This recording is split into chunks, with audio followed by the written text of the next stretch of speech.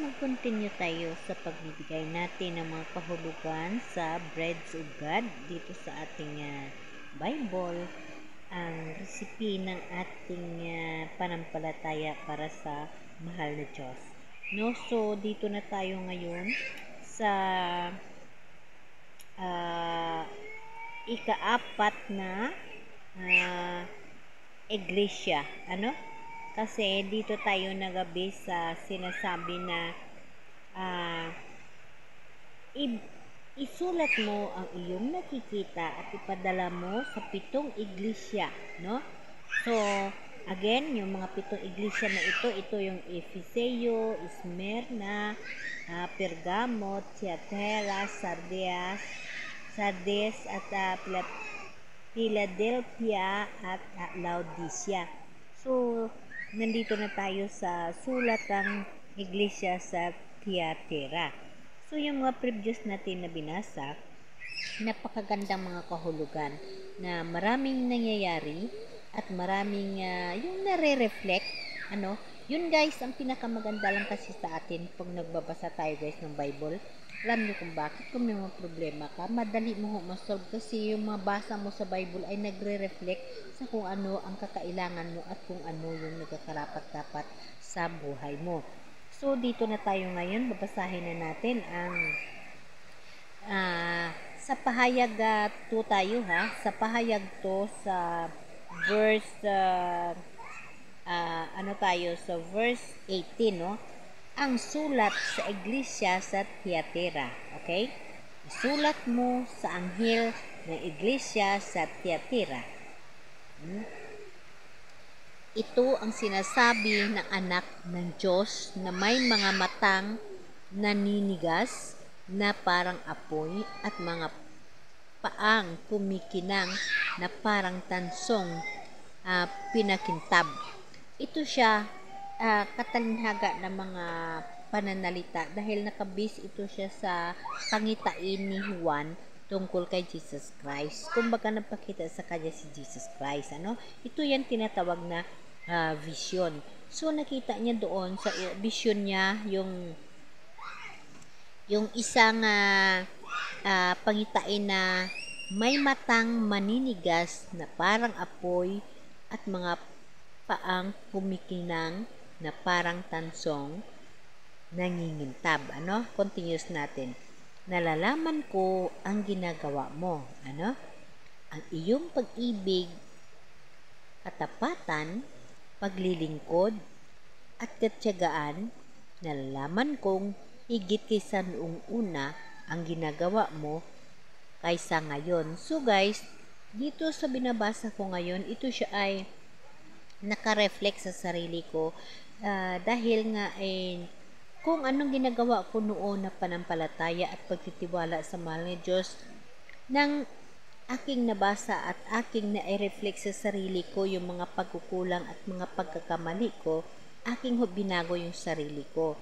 At dito, na-reflect na naman sa akin na ang paglilingkod at pagtsatsaga, nalalaman kong higit kaysa noon una ang ginagawa mo kaysa ngayon. Yes guys, kasi mas dubli ngayon yung aking pagtitiwala at sama sa mahal na Diyos, no? Kumbaga yung sarili ko ipinagkaisa ko kay Jesus Christ. Wala na ho akong ginagawa kundi siya lamang.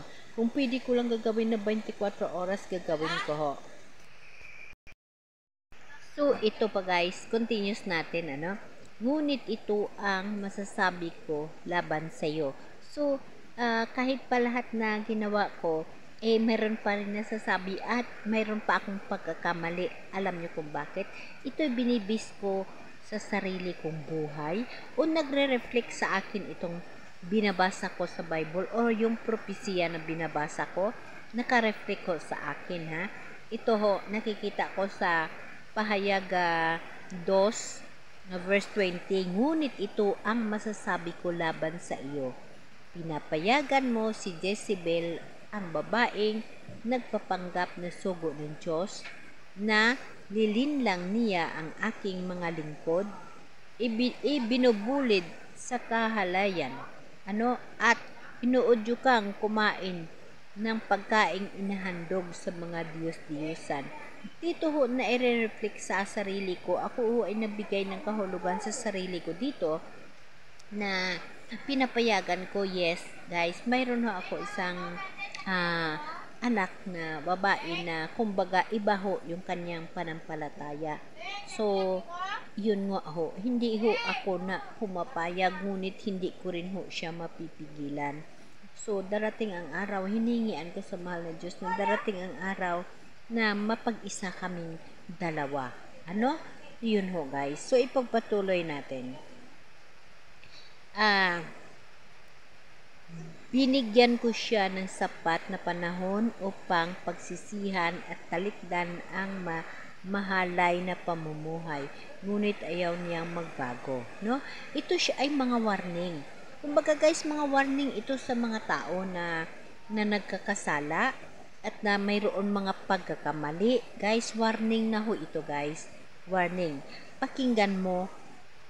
Mararatay siya sa higaan, pati ang mga nakapiapid sa kanya. Magdaranas sila ng matinding kahirapan kung hindi nila pagsisihan ang masamang kanilang ginagawa sa piling niya. So guys, yung mga kasabihan ito, yung mga propesya nito guys, na itutukoy rin ito sa mga taong mayroong mga pagkakamali, mayroong mga kasalanan ginagawa, o yung nabubuhay sa mga pagkakamali. Guys, hindi pa huhuli ang lahat. Marami tayong pagkakataon na ibinibigay ng mahal na Diyos upang magbago ho tayo. Kaya, maaawa tayo sa sarili natin. Gusto natin guys na magkaroon tayo ng buhay na walang hanggan. So guys, binibigyan tayo ng pagkakataon ng mahal na Diyos, ha? Binibigyan ho tayo bago pa naman tayong bigyan ng mga punishment. Magbago na ho tayo. Ibigay na natin ang nagkakarapat-dapat para sa Diyos, para sa mahal na Diyos upang ating masuklian ang kanyang pagmamahal sa atin. Okay? Ito pa guys, mga warning na ito sa buhay natin. Papatayin ko rin ang kanyang mga anak upang malaman ng mga iglesia na ako ang sumisiyasat sa puso at isip ng mga tao. Gagantihin ko ang bawat isa sa inyo ayon sa inyong mga gawa. So guys, napakaganda na mga habilin ito guys. Alam niyo guys, malakas yung ulan dito sa amin kaya parang nagsisigawan, pero hindi yan nakasagabal sa akin upang i-continuous ko yung gusto kong maka-share sa inyo. So ito lahat guys is mga ano ito guys, mga warning ito sa atin, ano? Sa mga tao na sumisimba sa Diyos-Diyosan, sa mga ang Diyos nila ay pera, kasamaan. Magbago na ho tayo guys, magbago na ho. Continuous tayo guys. Ngunit ang ibang taga-Tiara na hindi nakinig sa masamang turo ni Jezebel ay hindi natuto sa tinatawag na malalim na lihim sa kadiliman ay hindi ko binibigyan ng pasanin, ano? So, totoo yan guys, kasi guys, yung tiara, ang tiara guys, ay iglesia ng tiara, isa ito guys sa grupo ho ito, na ang iglesia kasi guys, grupo, na nagbe-base sa isang grupo na nanampalataya sa mahal na Diyos. So, ito siya ay iglesia ng tiara, yung mga iglesia, yung mga grupo na nanampalataya sa mahal na Diyos. So, mayroong ibang tao doon na kumbaga, hindi yung sila nanampalataya sa ating mahal na Diyos na ang sinasamba nila yung mga ginagawa nilang pagkakamali, yung mga bagay na hindi dapat nila gagawin, ano, ngunit binibigyan pa rin sila ng pagkakataon ng mahal na Diyos. Tayo guys, lahat binibigyan mo tayo ng pagkakataon ng mahal na Diyos para magbago. Ha guys? So, ganun pa man, ganun may ingatan ninyong mabuti ang mga katangiang nasa inyo hanggang sa pagdating ko. So guys, hindi kasi lahat na tao sa mundo guys ay masama. Mayroong mga tao na tuparin sila ng Diyos. Mayroon naman tao mga kambing. So, ang mga tupa guys, iingatan ninyo ang kung anong mayroon kayo nga kaugnayan sa mahal na Diyos hanggang sa kanyang pagdating. Ganun ho yan guys. No? Sa magtatagumpay at tutupad ng kalooban ko hanggang wakas, ibigay ko ang pamamahalang gaya ng tinatanggap ko sa aking Ama, ang pamahala sa mga bansa. So, napakaganda guys. Ang matatagumpay guys, yun ang tinatawag na iglesia na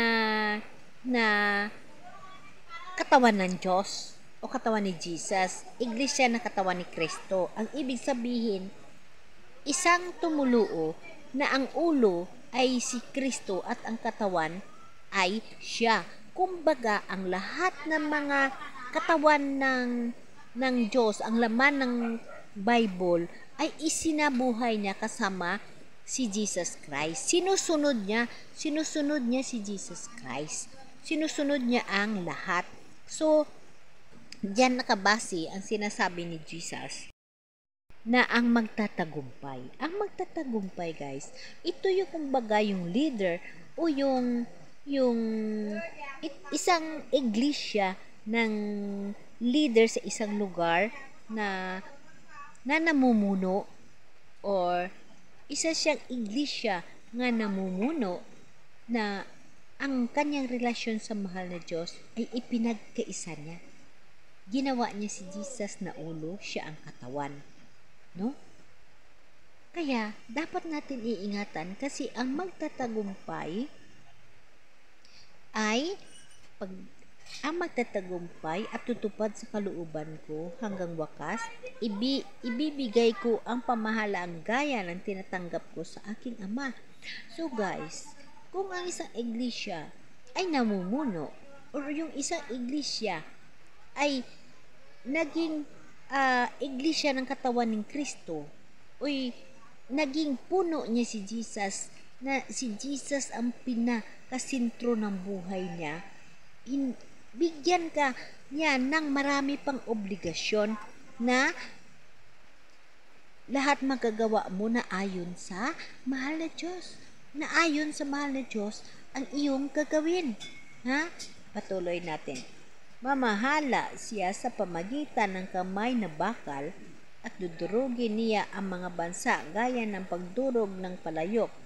Bibigay ko rin sa kanya ang tala ng umaga. O diba guys, napakaganda?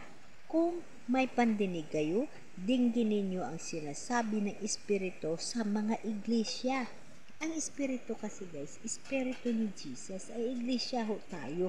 Yun ho nga, tayo ay tinatawag na iglesia kasi si Jesus is iglesia, katawan ni Kristo.